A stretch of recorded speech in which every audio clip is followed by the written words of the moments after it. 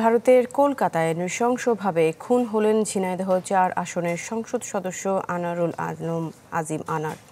নিখোঁজের এক সপ্তাহ পর সঞ্জীবনী গার্ডেনের একটি ফ্ল্যাট থেকে মরদেহের কিছু অংশ উদ্ধার করে পুলিশ। কেন খুন হলেন সেই প্রশ্নের ঘুরপাকে পশ্চিমবঙ্গ পুলিশ এবং বাংলাদেশের প্রশাসন। আর এদিকে এই হত্যার ঘটনায় রাজধানীর শেরেবাংলানগর থানায় মামলা করেছে তার পরিবার।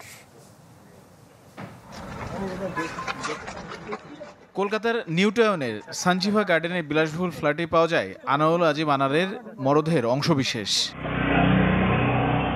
এরই মধ্যে সিসিটিভির কিছু ভিডিও হাতে পেয়েছে চ্যানেল 24। সেগুলো নিয়েও চুলচেরা বিশ্লেষণ করছে দুদেশের প্রশাসন।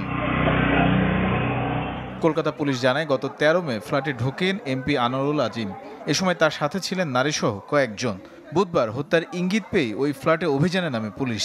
দেয়ালে লেগে থাকা রক্তের আলামত দেখে নিশ্চিত করেন হত্যা করা হয় ধারালো অস্ত্র দিয়েই। কলকাতা পুলিশ আরও জানায়, ফ্ল্যাটটির মালিক ভারতের সন্দীপ রায় নামে একজন। তিনি 1 মাস আগে ভাড়া দেন যুক্তরাষ্ট্র প্রবাসী আক্তারুজ্জামানকে। গাড়ির ভিতরে কজন আছে আমরা কি করে বলতে পারি? কতগুলো গাড়ি ঢুকেছে এটা বলো। তো মর্নিং একটাই গাড়ি ঢুকেছে। কোনিও পর্যন্ত বডি রিকভার হয়নি। আমরা কেসের তদন্ত স্টার্ট করেছি। ফরেনসিক টিম আর ফিঙ্গার এক্সপার্ট ফ্ল্যাটে আছে। পুরো ম্যাটারটা চেষ্টা করছি যত তাড়াতাড়ি কেসটাকে ডিটেক্ট করা। এদিকে বাবা হত্যার সুষ্ঠু তদন্তের আশায় ডিবি কার্যালয়ে যান মেয়ে মুমতারিন ফেরদৌস ডরিন। বলেন, প্রাথমিকভাবে কাউকে সন্দেহ করছেন না তার পরিবার। আমার বাবার হত্যার বিচার চাই আমি। আপনারা এই বিষয়ে আমার সহযোগিতা করবেন, আপনারা নিউজ করবেন, আপনারা জানাবেন। আপনারা সারা বাংলাদেশ সহ সারা ওয়ার্ল্ডের সব জায়গায় আপনারা আলোড়ন সৃষ্টি করে দেন।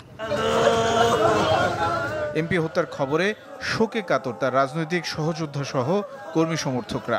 ওনার যাওয়ার পরে তো যোগাযোগ বন্ধ ছিল। এমন কখনো হয়নি যে ডরিনীর কাছে তিনি ফোন দেননি। হত্যা হয়ে থাকে যেটা শুনছি, লাশটা অতি দ্রুত আমাদের দেশের মাটিতে এনে আমাদের কাছে হস্তান্তর করবে। যে চিকিৎসা এবং একজন বন্ধুর বিয়েতে গেছিল, এটা আমাদের ওর পিয়ের অপু বলছে এই কথা, যে একজন বন্ধুর মেয়ের বিয়ে উপলক্ষে তার যাওয়া। এজন্য এখন এটা রহস্যজনক। গত 12 মে দর্শনায় স্থলবন্দর দিয়ে ভারত যান এমপি আনারুল আজিম আনার। তানিম রহমান, চ্যানেল 24।